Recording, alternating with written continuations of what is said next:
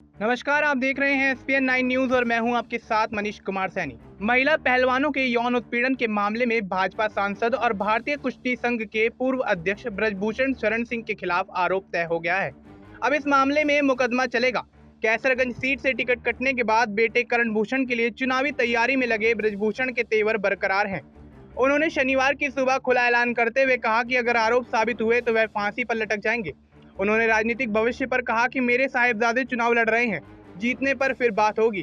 गोंडा में विश्नोहरपुर स्थित पैतृक आवास पर मीडिया से बातचीत में ब्रजभूषण ने कहा, यह न्यायिक प्रक्रिया है। इसमें चार्जशीट के कुछ हिस्से को कोर्ट ने छोड़ा है और कुछ को स्वीकार किया है। इस मामले में अब मुझे भी जिरह, बहस और प्रमाण रखने का मौका मिलेगा, जिसमें कुछ नया नहीं है। मैं इसे 1.25 साल से झेल रहा हूँ। यह मामला गंभीर नहीं है और यह झूठा आरोप है। अगर आरोप साबित हुआ तो मैं सीधे फांसी पर लटक जाऊंगा। इस समय मेरे साहिबजादे चुनाव लड़ रहे हैं, चुनाव जीत जाने दीजिए, फिर बात होगी। राउस एवेन्यू कोर्ट द्वारा भाजपा सांसद ब्रजभूषण शरण सिंह पर चार्ज फ्रेम होने के बाद उनका बड़ा बयान सामने आया है। भारतीय कुश्ती संघ के पूर्व अध्यक्ष और भाजपा सांसद ब्रजभूषण शरण सिंह पर यौन शोषण के आरोप तय होने के बाद कल देर शाम उन्होंने अपना पक्ष मीडिया के सामने रखा था। कुल मिलाकर चार्ज फ्रेम होने के बाद भी सांसद के सुर नहीं बदले हैं और विश्नोहरपुर आवास पर जनता दर्शन के दौरान सांसद ब्रजभूषण मीडिया से बात कर रहे थे। गौरतलब है कि राउस एवेन्यू कोर्ट ने सांसद पर 6 मामलों में से 1 में बरी कर दिया है।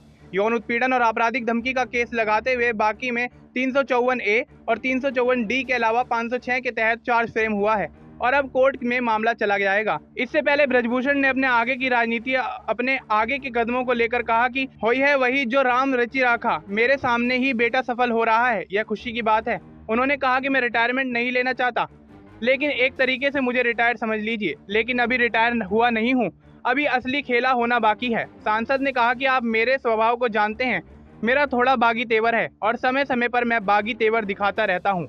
देश और दुनिया की तमाम बड़ी अपडेट्स के लिए आप देखते रहिए एसपीएन 9 न्यूज।